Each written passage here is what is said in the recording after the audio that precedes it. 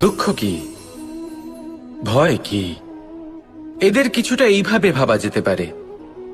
জীবনে যখনই আপনি কিছু একটা লাভ করবেন, তখন সেটা হারানোর ভয় তার সাথেই চলে আসে। যেমন আপনি যদি ধন অর্জন করেন, ধন হারানোর ভয় তার সাথেই চলে আসে। সম্পত্তি অর্জন করলে সেটা লুট হবার ভয় তার সাথেই চলে আসে। আর এটা জীবনের সাথেও হয়। যেই মুহূর্তে আপনি জন্ম নেন, মৃত্যুর ভয় তার সাথেই চলে আসে। জন্ম না নিলে মৃত্যু কিভাবে হবে? মৃত্যুর ভয় কোথা থেকে আসবে? এবার এই ভয় কি সেটা আপনাকে বুঝিয়ে বলি। এই ভয় যদি মনের মধ্যে থাকে, জীবনে থাকে, তাহলে যা কিছু লাভ করবেন, সুখ, সম্পত্তি, সুবিধা, ধন, এইগুলি লাভ করার একটা আনন্দ থাকে, এদের সাথে জীবনযাপন করার একটা আনন্দ থাকে। এই ভয় সেই আনন্দ আপনার থেকে কেড়ে নেয়। ধরে নিন কাল আপনার মৃত্যু হতে চলেছে। এবার কালকের মৃত্যুর ভয় আজই মনে পুষে রাখলে, তাহলে এই ভয় আজকের সুখ, আজকের শান্তি আপনার থেকে কেড়ে নেবে। ভয় এটাই করে। সেই জন্য মনে রাখবেন, ভয়ের সঙ্গ আপনি ত্যাগ করে দিলে জীবন যাপনের যে সুখ তা চিরকাল আপনার সাথে থাকবে। আসুন আর আমার সাথে ভালোবেসে বলুন, রাধা রাধা। দুঃখ এমন এক অনুভূতি যেটা আমরা চাই বা না চাই, আমাদের জীবনে এটা অবশ্যই আসবে। আমাদের মনকে বিব্রত করে তুলবে, আমাদের মনকে বিচলিত করে তুলবে। কখনো ভেবে দেখেছেন এই দুঃখ আমাদের জীবনে কেন আসে, কিভাবে আসে? যদি আপনি মন দিয়ে চিন্তা করেন, তাহলে আপনি বুঝতে পারবেন যে এই দুঃখের অনুভূতি পরিস্থিতির থেকে বেশি মানসিকতার থেকে বেশি আশেপাশের লোকজনের সাথে জড়িয়ে। কারণ আশেপাশের লোকজনেরাই আপনার জন্য পরিস্থিতি তৈরি করেন, যা ভালোও হতে পারে আবার খারাপও। আপনার আশেপাশের লোকজনেরাই আপনার মানসিকতাকে প্রভাবিত করে, হয় তাকে ভালো করে অথবা খারাপ করে। আমাদের জীবনের অর্ধেক দুঃখ এই কারণে যে আমরা তাদের উপরে আশা রাখি যাদের উপরে কোনো আশা রাখা উচিত নয়, আর অর্ধেক দুঃখ এই কারণে যে আমরা তাদের উপরে সন্দেহ করি যাদের উপর সেটা করা উচিত নয়। তাৎপর্য এটাই যে মানুষকে চেনার চেষ্টা করতে থাকুন। যেদিন আপনি এটা বুঝে যাবেন যে কে সুজন আর কে দুর্জন, সেই দিন এই দুঃখ আপনার জীবন থেকে দূরে কোথাও চলে যাবে। রাধা রাধা। আপনি কি কখনো কোনো জলের ধারা দেখেছেন? তার সামনে যতই মাটি থাকুক না কেন, যতই কাদা থাকুক না কেন, যখন এই জলের ধারা বইতে আরম্ভ করে দেয়, তখন এই কাদাকে নিজেই ধুয়ে নিয়ে যায়। ওই কাদাকে ধুয়ে দেয় এবং নিজের পথ নিজেই তৈরি করে নেয়। তাহলে আপনিও এরকম জলের মতো হয়ে উঠুন। যদি হয়ে উঠতে পারেন, তাহলে নিজের মনের, নিজের ভাবনার, নিজের জীবনের যত অনাবশ্যক তত্ত্ব আছে, অনুপযোগী অংশ রয়েছে, অর্থাৎ অপরিষ্কার অংশ রয়েছে, তা নিজে থেকেই নির্মল হয়ে উঠবে। আর যেরকম জলের ধারা কখনো থেমে থাকে না, সব সময় বয়ে চলে, সেইভাবে আপনিও কখনোই থামবেন না। সবসময় বয়ে চলুন, এগোতে থাকুন। পথে যদি অনেক বিপদ আসে, সমস্যা আসে, থামবেন না, তার উপর নিরন্তর প্রহার করুন, নিরন্তর প্রয়াস করুন আর অগ্রসর হন। আপনি ভেবে দেখুন, এই জলের ধারা কখনো থেমে থাকে না, সবসময় বয়ে চলে, বিপদের সম্মুখীন হয়ে তাকে সাথে বয়ে নিয়ে চলে। সেই জন্য জলের ধারা, প্রবাহমান এই ধারা, এর থেকে কখনো দুর্গন্ধ আসে না, এতে কখনো ময়লা জমতে পারে না, বরং পালিত হয় সুন্দর প্রাণবন্ত জীবজন্তু, যেমন সুন্দর ছোট মাছ। তাই আপনিও এটাই করুন, কখনো থামবেন না, শুধু চলতে থাকুন, জলের ধারার মতো বইতে থাকুন। আপনি আপনার লক্ষ্য অবশ্যই খুঁজে পাবেন, আর তার সাথে নিজের অন্তরের যে মালিন্য রয়েছে তা আপনি নিজেই নিজের থেকে দূরে করে দেবেন। তাহলে আসুন আর আমার সাথে ভালোবেসে বলুন, রাধা রাধা। এই সংসারে আমাদের জীবনের সবথেকে বড় দোষ কি আপনি জানেন? কেউ বলবেন লোভ, কেউ বলবেন লালসা, কেউ বলবেন অসত্য। দেখুন, দুঃখের মূল কারণ হল পরিশ্রম না করা। কিছু মানুষ ভাবেন যে আমি জীবনে কোনো পরিশ্রম করব না, অথচ আমি সবকিছু প্রাপ্ত করতে চাই। আর এমন এক কারণের জন্যই দূতের মতো খেলা আমাদের জীবনে প্রবেশ করার সুযোগ পায়। দূত। এই দূত আসলে কি? দূত অর্থাৎ কোনো পরিশ্রম ছাড়াই অন্য কেউ পরিশ্রম করে যা অর্জন করেছেন, যে সুখ সুবিধা অর্জন করেছেন, তা নিজের জন্য শুধুমাত্র একটা খেলার মাধ্যমে নিজের করে নেওয়ার ইচ্ছে। আর এই ইচ্ছে অত্যন্ত বিনাশকারী হতে পারে। এই ইচ্ছে যদি আপনার বিবেক, আপনার মন, আপনার চেতনা, আপনার ভাবনা প্রবাহিত করে ফেলে, তারপরে আপনি চেষ্টা করতে শুরু করে দেবেন, আর সেইখান থেকেই আপনার পতন শুরু হবে। এই চেষ্টা করবেন যে অন্য কারোর জীবনের সমস্ত ধন, তার সমস্ত জীবন সম্পূর্ণভাবে নিজের করে নেওয়ার।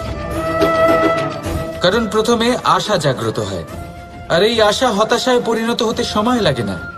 এই হতাশা কুণ্ঠায় পরিণত হতে সময় লাগে না, কুণ্ঠা লোভে পরিণত হতে সময় লাগে না, আর এই লোভ প্রতিশোধ স্পৃহাতে পরিণত হতে সময় লাগে না। আর যখন এই সব কিছু হয়, আপনি দুষ্ট হয়ে যান। আর সবাই জানেন যে প্রত্যেক দুষ্ট ব্যক্তির পতন হলো অবশ্যম্ভাবী। তাই নিজেকে দূতের থেকে দূরে রাখুন আর পরিশ্রমকে নিজের কাছে টেনে নিন। জীবনে আপনার যা যা স্বপ্ন রয়েছে, যা আপনি করতে চান, শুধুই পরিশ্রম দ্বারা অর্জন করুন। তাহলে তাই করুন, আর আমার সাথে ভালোবেসে বলুন, রাধা রাধা। জীবনে সবসময় সেটা হয় না যা আমরা চাই, তেমন ভাবে হয় না যেমন ভাবে আমরা চাই। এবার তাতে আমরা দুঃখ পাই, নিরাশ হয়ে পড়ি, ভাগ্যকে দোষ দিই অথবা অন্য কাউকে বা নিজেকে। কিন্তু সত্যটা কি, সেটা আমাদের জানতে হবে। এই সংসার নির্মিত হয়েছে পাহাড় দ্বারা এবং পাথর দ্বারা, তাই প্রত্যেক স্থানে ছোট ছোট ছোট ছোট নুড়ি পাথর তো অবশ্যই থাকবে। এগুলো এড়িয়ে যাওয়া সম্ভব নয়, আর এই কথাটা আমরা সকলে জানি। এবার এইভাবেই আমাদের জীবনে নানান রকমের সমস্যা লেগেই থাকে। এর হাত থেকে কোনোভাবেই নিস্তার পাওয়া সম্ভব নয়। একটা সমস্যা এড়াতে যান, দ্বিতীয় চলে আসবে, দ্বিতীয় সমস্যা এড়াতে যান, তৃতীয় চলে আসবে। কিন্তু সমস্যা জীবনে থাকবেই, আর আপনাকে সাহায্য করার জন্যই থাকবে কোনো না কোনো রূপে।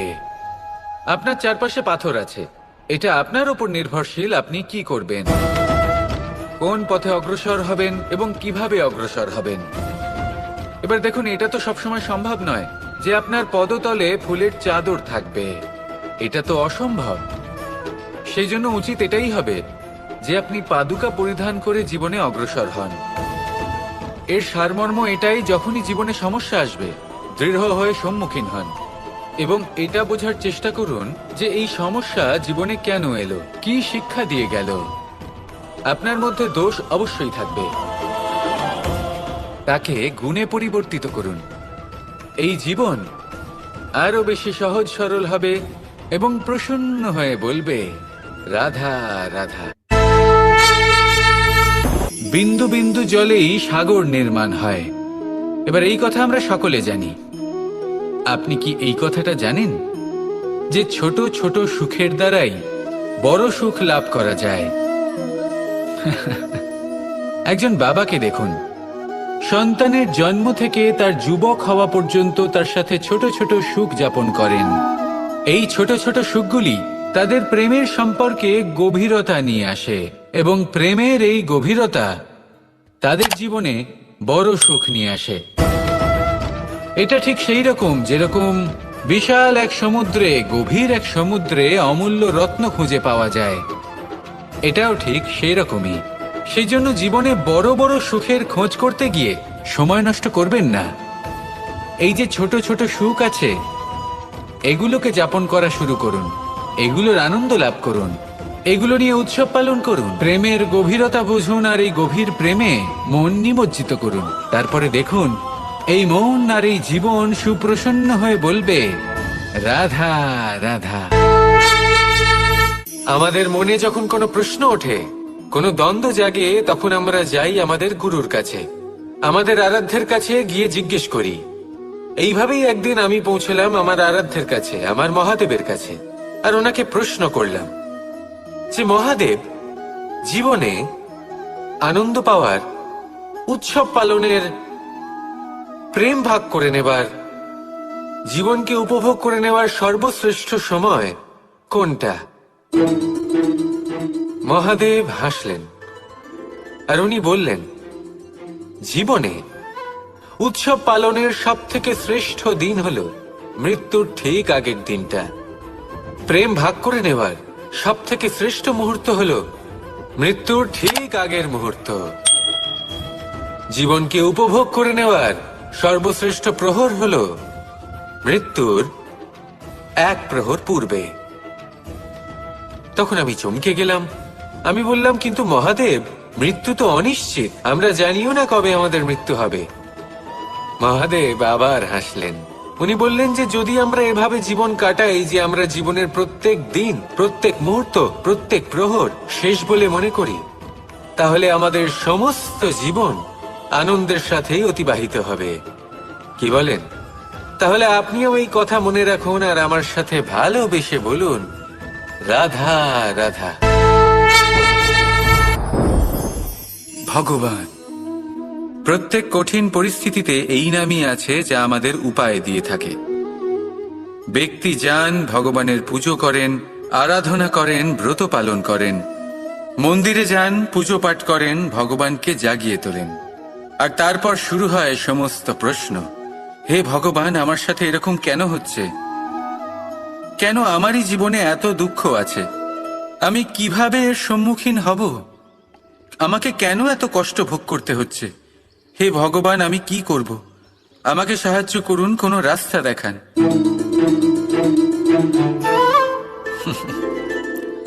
চলুন আমি আপনাকে একটা প্রশ্ন করি। মন্দিরে যাওয়ার চেষ্টা করার আগে আপনি কি জীবনে ততটা চেষ্টা করেছেন যতটা সেই সমস্যাকে দূর করার জন্য দরকার ছিল? দ্বিতীয় প্রশ্ন, ভগবানকে জাগানোর পূর্বে আপনি কি নিজেকে জাগিয়ে তুলেছেন? আপনি কি আলস্য ত্যাগ করেছেন? তৃতীয় প্রশ্ন, ভগবানকে জিজ্ঞাসা করার আগে আপনি কি নিজেকে জিজ্ঞাসা করেছেন যে আমি কেন এত অসফল হচ্ছি? যদি না করে থাকেন তাহলে সবার আগে এটা করুন। আপনি সমস্ত প্রশ্নের উত্তর পাবেন, সমস্ত বিপদের পরিত্রাণ পাবেন।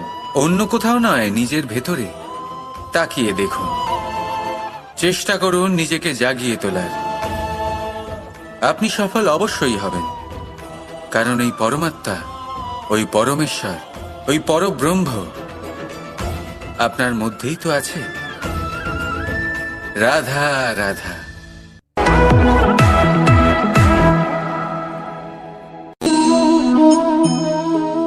বলুন, কি দেখতে পাচ্ছেন আপনি?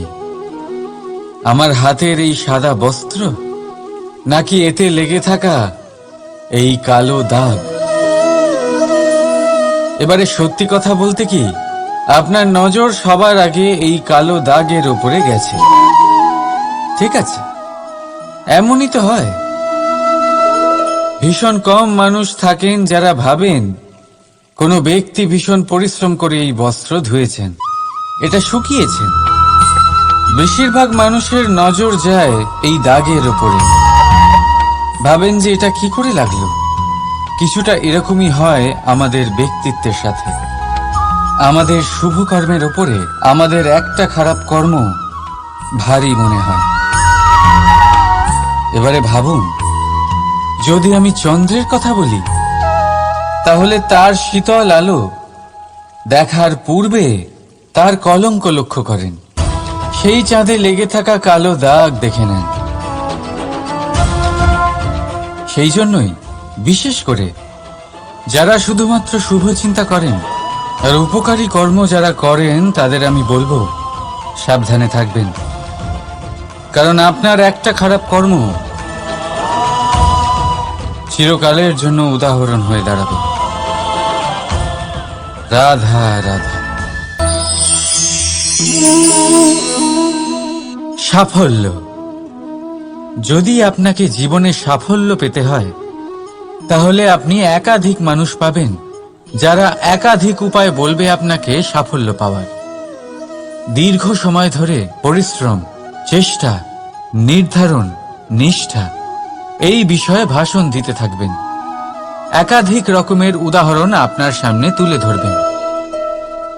কিন্তু আমার এটা মনে হয়, আমরা কেন সেই বিষয়ে কথা বলি না যা মানুষকে অসফল করে তোলে?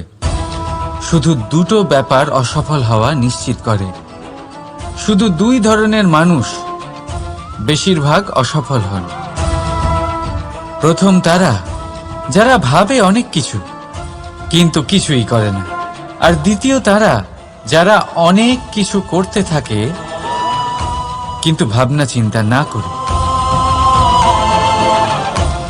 ভাবনা আর কর্ম, এদের মাঝে সামঞ্জস্য রাখা খুব জরুরি। যদি এটা থাকে, তাহলে জীবনে কখনো অসফল হবেন না। রাধা রাধা। আপনি অনেককে এই কথা নিশ্চয়ই বলতে শুনেছেন, এই ব্যক্তির দৃষ্টিতে দম্ভ আছে, এই ব্যক্তির চোখের ওপর অহংকারের পর্দা পড়ে আছে, ইত্যাদি ইত্যাদি। চলুন আমি আপনাকে একটা প্রশ্ন করছি, আপনি দেখেন কি দিয়ে?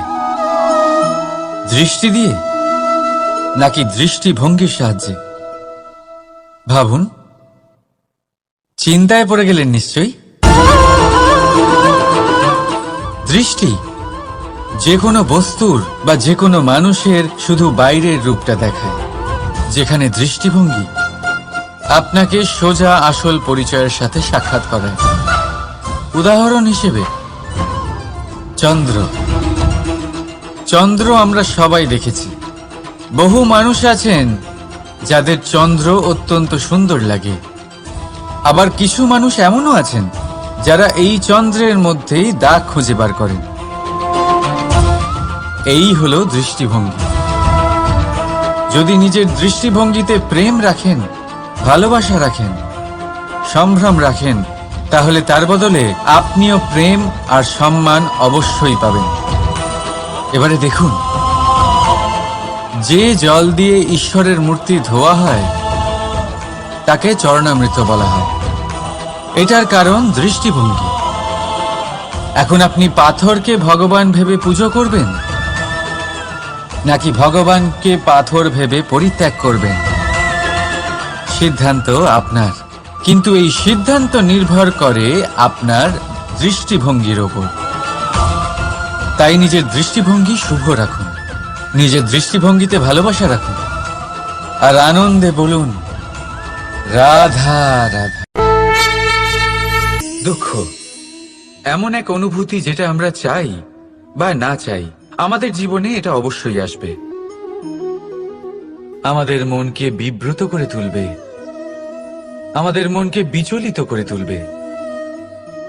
কখনো ভেবে দেখেছেন এই দুঃখ আমাদের জীবনে কেন আসে, কিভাবে আসে? যদি আপনি মন দিয়ে চিন্তা করেন, তাহলে আপনি বুঝতে পারবেন যে এই দুঃখের অনুভূতি পরিস্থিতির থেকে বেশি মানসিকতার থেকে বেশি আশেপাশের লোকজনের সাথে জড়িয়ে। কারণ আশেপাশের লোকজনেরাই আপনার জন্য পরিস্থিতি তৈরি করেন, যা ভালোও হতে পারে আবার খারাপও। আপনার আশেপাশের লোকজনেরাই আপনার মানসিকতাকে প্রভাবিত করে, হয় তাকে ভালো করে অথবা খারাপ করে। আমাদের জীবনের অর্ধেক দুঃখ এই কারণে যে আমরা তাদের উপরে আশা রাখি যাদের উপরে কোনো আশা রাখা উচিত নয়, আর অর্ধেক দুঃখ এই কারণে যে আমরা তাদের উপরে সন্দেহ করি যাদের উপর সেটা করা উচিত নয়। তাৎপর্য এটাই যে মানুষকে চেনার চেষ্টা করতে থাকুন। যেদিন আপনি এটা বুঝে যাবেন যে কে সুজন আর কে দুর্জন, সেই দিন এই দুঃখ আপনার জীবন থেকে দূরে কোথাও চলে যাবে। রাধা রাধা। আপনি কি কখনো কোনো জলের ধারা দেখেছেন? তার সামনে যতই মাটি থাকুক না কেন, যতই কাদা থাকুক না কেন, যখন এই জলের ধারা বইতে আরম্ভ করে দেয়, তখন এই কাদাকে নিজেই ধুয়ে নিয়ে যায়। ওই কাদাকে ধুয়ে দেয় এবং নিজের পথ নিজেই তৈরি করে নেয়। তাহলে আপনিও এরকম জলের মতো হয়ে উঠুন। যদি হয়ে উঠতে পারেন, তাহলে নিজের মনের, নিজের ভাবনার, নিজের জীবনের যত অনাবশ্যক তত্ত্ব আছে, অনুপযোগী অংশ রয়েছে, অর্থাৎ অপরিষ্কার অংশ রয়েছে, তা নিজে থেকেই নির্মল হয়ে উঠবে। আর যেরকম জলের ধারা কখনো থেমে থাকে না, সব সময় বয়ে চলে, সেইভাবে আপনিও কখনোই থামবেন না। সবসময় বয়ে চলুন, এগোতে থাকুন। পথে যদি অনেক বিপদ আসে, সমস্যা আসে, থামবেন না, তার উপর নিরন্তর প্রহার করুন, নিরন্তর প্রয়াস করুন আর অগ্রসর হন। আপনি ভেবে দেখুন, এই জলের ধারা কখনো থেমে থাকে না, সবসময় বয়ে চলে, বিপদের সম্মুখীন হয়ে তাকে সাথে বয়ে নিয়ে চলে। সেই জন্য জলের ধারা, প্রবাহমান এই ধারা, এর থেকে কখনো দুর্গন্ধ আসে না, এতে কখনো ময়লা জমতে পারে না, বরং পালিত হয় সুন্দর প্রাণবন্ত জীবজন্তু, যেমন সুন্দর ছোট মাছ। তাই আপনিও এটাই করুন, কখনো থামবেন না, শুধু চলতে থাকুন, জলের ধারার মতো বইতে থাকুন। আপনি আপনার লক্ষ্য অবশ্যই খুঁজে পাবেন, আর তার সাথে নিজের অন্তরের যে মালিন্য রয়েছে, তা আপনি নিজেই নিজের থেকে দূরে করে দেবেন। তাহলে আসুন আর আমার সাথে ভালোবেসে বলুন, রাধা রাধা। এই সংসারে আমাদের জীবনের সবথেকে বড় দোষ কি আপনি জানেন? কেউ বলবেন লোভ, কেউ বলবেন লালসা, কেউ বলবেন অসত্য। দেখুন, দুঃখের মূল কারণ হলো পরিশ্রম না করা। কিছু মানুষ ভাবেন যে আমি জীবনে কোনো পরিশ্রম করব না, অথচ আমি সবকিছু প্রাপ্ত করতে চাই।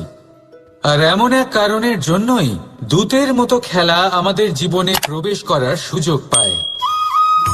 দূত, এই দূত আসলে কি? দূত অর্থাৎ কোনো পরিশ্রম ছাড়াই অন্য কেউ পরিশ্রম করে যা অর্জন করেছেন, যে সুখ সুবিধা অর্জন করেছেন, তা নিজের জন্য শুধুমাত্র একটা খেলার মাধ্যমে নিজের করে নেবার ইচ্ছে। আর এই ইচ্ছে অত্যন্ত বিনাশকারী হতে পারে। এই ইচ্ছে যদি আপনার বিবেক, আপনার মন, আপনার চেতনা, আপনার ভাবনা প্রবাহিত করে ফেলে, তারপরে আপনি চেষ্টা করতে শুরু করে দেবেন, আর সেইখান থেকেই আপনার পতন শুরু হবে। এই চেষ্টা করবেন যে অন্য কারোর জীবনের সমস্ত ধন, তার সমস্ত জীবন সম্পূর্ণভাবে নিজের করে নেওয়ার। কারণ প্রথমে আশা জাগ্রত হয়, আর এই আশা হতাশায় পরিণত হতে সময় লাগে না। এই হতাশা কুণ্ঠায় পরিণত হতে সময় লাগে না, কুণ্ঠা লোভে পরিণত হতে সময় লাগে না, আর এই লোভ প্রতিশোধ স্পৃহাতে পরিণত হতে সময় লাগে না। আর যখন এই সব কিছু হয়, আপনি দুষ্ট হয়ে যান। আর সবাই জানেন যে প্রত্যেক দুষ্ট ব্যক্তির পতন হলো অবশ্যম্ভাবী।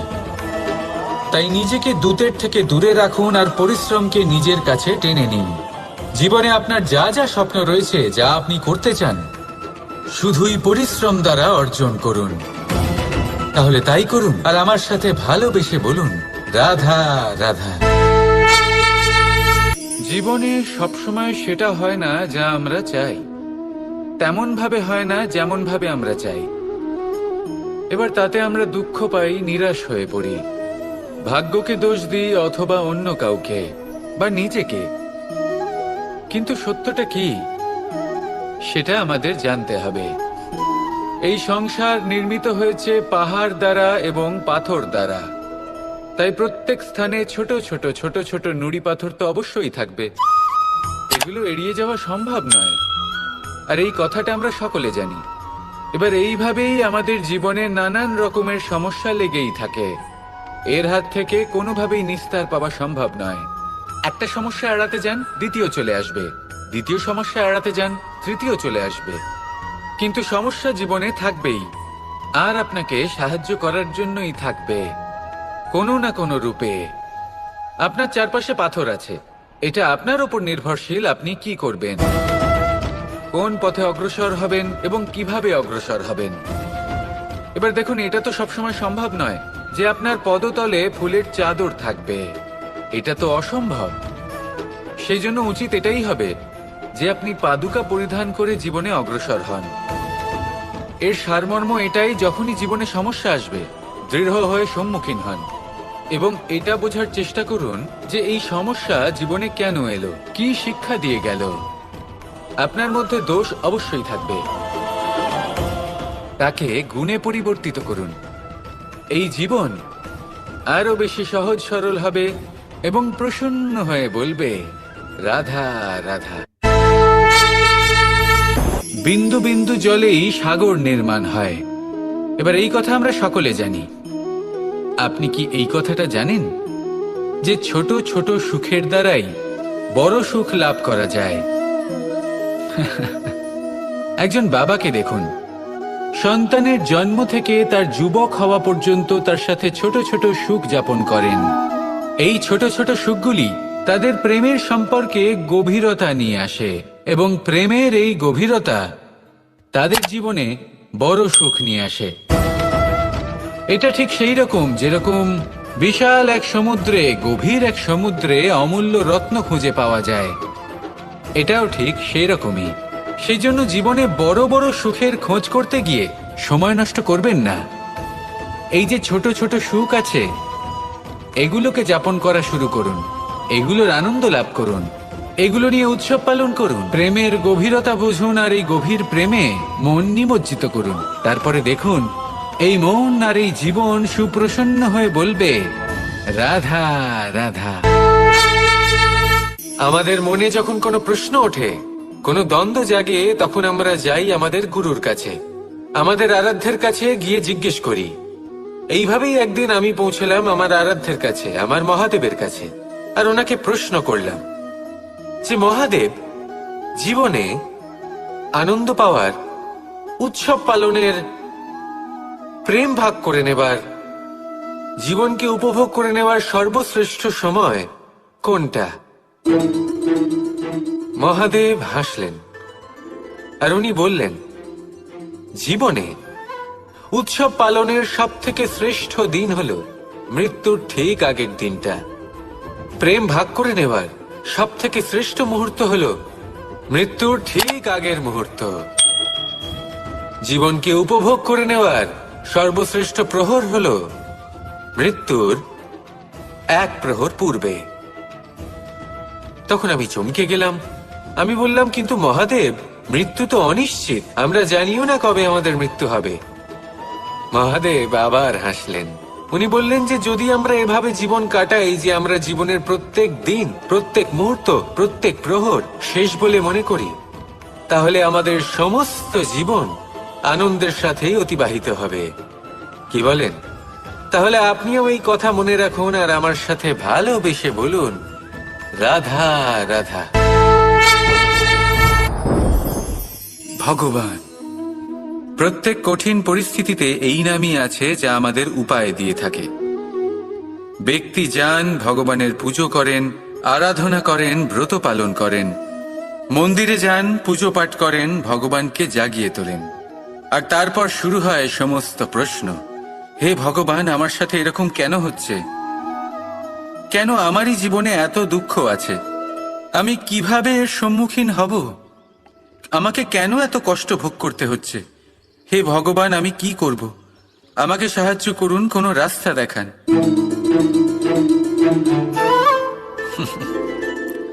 চলুন আমি আপনাকে একটা প্রশ্ন করি। মন্দিরে যাওয়ার চেষ্টা করার আগে আপনি কি জীবনে ততটা চেষ্টা করেছেন যতটা সেই সমস্যাকে দূর করার জন্য দরকার ছিল? দ্বিতীয় প্রশ্ন, ভগবানকে জাগানোর পূর্বে আপনি কি নিজেকে জাগিয়ে তুলেছেন? আপনি কি আলস্য ত্যাগ করেছেন?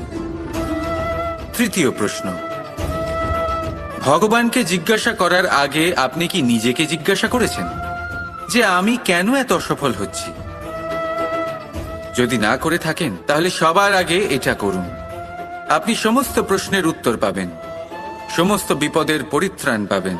অন্য কোথাও নয়, নিজের ভেতরে তাকিয়ে দেখুন। চেষ্টা করুন নিজেকে জাগিয়ে তোলার। আপনি সফল অবশ্যই হবেন, কারণ এই পরমাত্মা, ওই পরমেশ্বর, ওই পরব্রহ্ম আপনার মধ্যেই তো আছে। রাধা রাধা।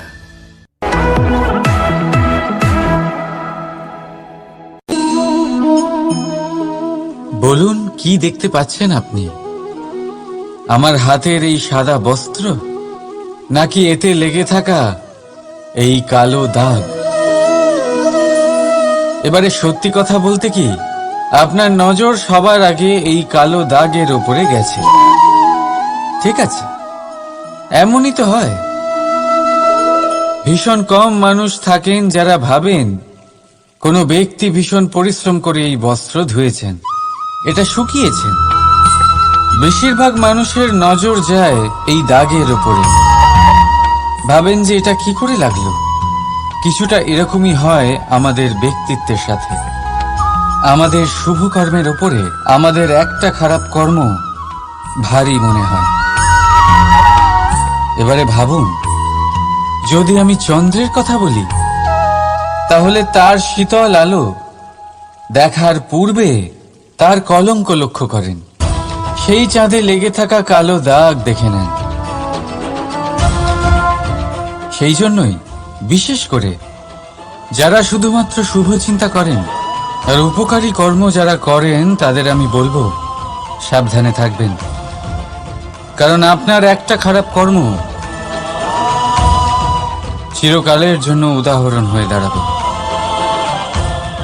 রাধা রাধা। সাফল্য। যদি আপনাকে জীবনে সাফল্য পেতে হয়, তাহলে আপনি একাধিক মানুষ পাবেন যারা একাধিক উপায় বলবে আপনাকে সাফল্য পাওয়ার। দীর্ঘ সময় ধরে পরিশ্রম, চেষ্টা, নির্ধারণ, নিষ্ঠা এই বিষয়ে ভাষণ দিতে থাকবেন। একাধিক রকমের উদাহরণ আপনার সামনে তুলে ধরবেন। কিন্তু আমার এটা মনে হয়, আমরা কেন সেই বিষয়ে কথা বলি না যা মানুষকে অসফল করে তোলে? শুধু দুটো ব্যাপার অসফল হওয়া নিশ্চিত করে। শুধু দুই ধরনের মানুষ বেশিরভাগ অসফল হন। প্রথম তারা যারা ভাবে অনেক কিছু কিন্তু কিছুই করে না। আর দ্বিতীয় তারা যারা অনেক কিছু করতে থাকে কিন্তু ভাবনা চিন্তা না করে। ভাবনা আর কর্ম, এদের মাঝে সামঞ্জস্য রাখা খুব জরুরি। যদি এটা থাকে, তাহলে জীবনে কখনো অসফল হবেন না। রাধা রাধা। আপনি অনেককে এই কথা নিশ্চয়ই বলতে শুনেছেন, এই ব্যক্তির দৃষ্টিতে দম্ভ আছে, এই ব্যক্তির চোখের উপর অহংকারের পর্দা পড়ে আছে, ইত্যাদি ইত্যাদি। চলুন, আমি আপনাকে একটা প্রশ্ন করছি। আপনি দেখেন কি দিয়ে? দৃষ্টি দিয়ে নাকি দৃষ্টিভঙ্গির সাহায্যে? ভাবুন। চিন্তায় পড়ে গেলেন নিশ্চয়ই। দৃষ্টি যে কোনো বস্তুর বা যে কোনো মানুষের শুধু বাইরের রূপটা দেখায়, যেখানে দৃষ্টিভঙ্গি আপনাকে সোজা আসল পরিচয়ের সাথে সাক্ষাৎ করায়। উদাহরণ হিসেবে চন্দ্র। চন্দ্র আমরা সবাই দেখেছি। বহু মানুষ আছেন যাদের চন্দ্র অত্যন্ত সুন্দর লাগে। আবার কিছু মানুষ এমনও আছেন যারা এই চন্দ্রের মধ্যেই দাগ খুঁজে বার করেন। এই হলো দৃষ্টিভঙ্গি। যদি নিজের দৃষ্টিভঙ্গিতে প্রেম রাখেন, ভালোবাসা রাখেন, সম্ভ্রম রাখেন, তাহলে তার বদলে আপনিও প্রেম আর সম্মান অবশ্যই পাবেন। এবারে দেখুন, যে জল দিয়ে ঈশ্বরের মূর্তি ধোয়া হয় তাকে চরণামৃত বলা হয়। এটার কারণ দৃষ্টিভঙ্গি। এখন আপনি পাথরকে ভগবান ভেবে পুজো করবেন নাকি ভগবানকে পাথর ভেবে পরিত্যাগ করবেন? সিদ্ধান্ত আপনার, কিন্তু এই সিদ্ধান্ত নির্ভর করে আপনার দৃষ্টিভঙ্গির ওপর। তাই নিজের দৃষ্টিভঙ্গি শুভ রাখুন, নিজের দৃষ্টিভঙ্গিতে ভালোবাসা রাখুন, আর আনন্দে বলুন রাধা রাধা। দুঃখ এমন এক অনুভূতি যেটা আমরা চাই বা না চাই, আমাদের জীবনে এটা অবশ্যই আসবে। আমাদের মনকে বিব্রত করে তুলবে, আমাদের মনকে বিচলিত করে তুলবে। কখনো ভেবে দেখেছেন এই দুঃখ আমাদের জীবনে কেন আসে, কিভাবে আসে? যদি আপনি মন দিয়ে চিন্তা করেন তাহলে আপনি বুঝতে পারবেন যে এই দুঃখের অনুভূতি পরিস্থিতির থেকে বেশি মানসিকতার থেকে বেশি আশেপাশের লোকজনের সাথে জড়িয়ে। কারণ আশেপাশের লোকজনেরাই আপনার জন্য পরিস্থিতি তৈরি করেন, যা ভালোও হতে পারে আবার খারাপও। আপনার আশেপাশের লোকজনেরাই আপনার মানসিকতাকে প্রভাবিত করে, হয় তাকে ভালো করে অথবা খারাপ করে। আমাদের জীবনের অর্ধেক দুঃখ এই কারণে যে আমরা তাদের উপরে আশা রাখি যাদের ওপরে কোনো আশা রাখা উচিত নয়, আর অর্ধেক দুঃখ এই কারণে যে আমরা তাদের উপরে সন্দেহ করি যাদের ওপর সেটা করা উচিত নয়। তাৎপর্য এটাই যে মানুষকে চেনার চেষ্টা করতে থাকুন। যেদিন আপনি এটা বুঝে যাবেন যে কে সুজন আর কে দুর্জন, সেই দিন এই দুঃখ আপনার জীবন থেকে দূরে কোথাও চলে যাবে। রাধা রাধা। আপনি কি কখনো কোনো জলের ধারা দেখেছেন? তার সামনে যতই মাটি থাকুক না কেন, যতই কাদা থাকুক না কেন, যখন এই জলের ধারা বইতে আরম্ভ করে দেয় তখন এই কাদাকে নিজেই ধুয়ে নিয়ে যায়। ওই কাদাকে ধুয়ে দেয় এবং নিজের পথ নিজেই তৈরি করে নেয়। তাহলে আপনিও এরকম জলের মতো হয়ে উঠুন। যদি হয়ে উঠতে পারেন তাহলে নিজের মনের, নিজের ভাবনার, নিজের জীবনের যত অনাবশ্যক তত্ত্ব আছে, অনুপযোগী অংশ রয়েছে, অর্থাৎ অপরিষ্কার অংশ রয়েছে, তা নিজে থেকেই নির্মল হয়ে উঠবে। আর যেরকম জলের ধারা কখনো থেমে থাকে না, সব সময় বয়ে চলে, সেইভাবে আপনিও কখনোই থামবেন না। সব সময় বয়ে চলুন, এগোতে থাকুন। পথে যদি অনেক বিপদ আসে, সমস্যা আসে, থামবেন না, তার উপর নিরন্তর প্রহার করুন, নিরন্তর প্রয়াস করুন আর অগ্রসর হন। আপনি ভেবে দেখুন, এই জলের ধারা কখনো থেমে থাকে না, সবসময় বয়ে চলে, বিপদের সম্মুখীন হয়ে তাকে সাথে বয়ে নিয়ে চলে।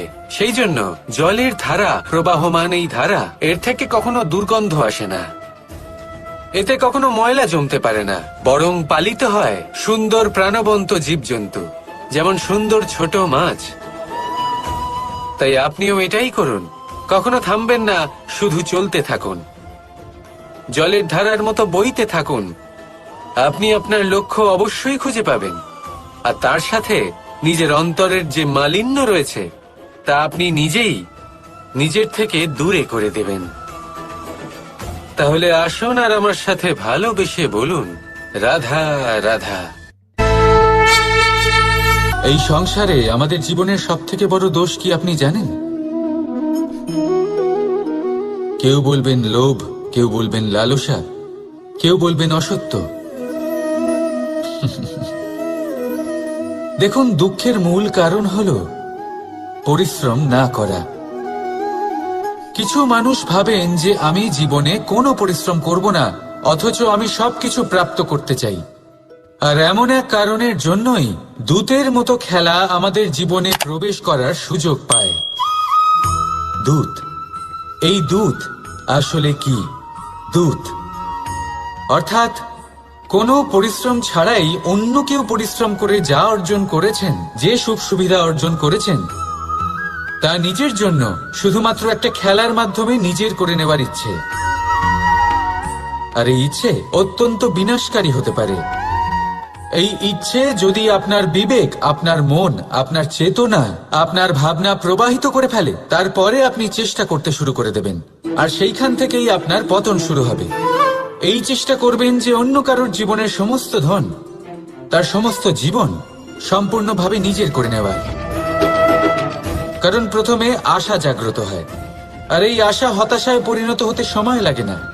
এই হতাশা কুণ্ঠায় পরিণত হতে সময় লাগে না, কুণ্ঠা লোভে পরিণত হতে সময় লাগে না, আর এই লোভ প্রতিশোধ স্পৃহাতে পরিণত হতে সময় লাগে না। আর যখন এই সব কিছু হয়, আপনি দুষ্ট হয়ে যান।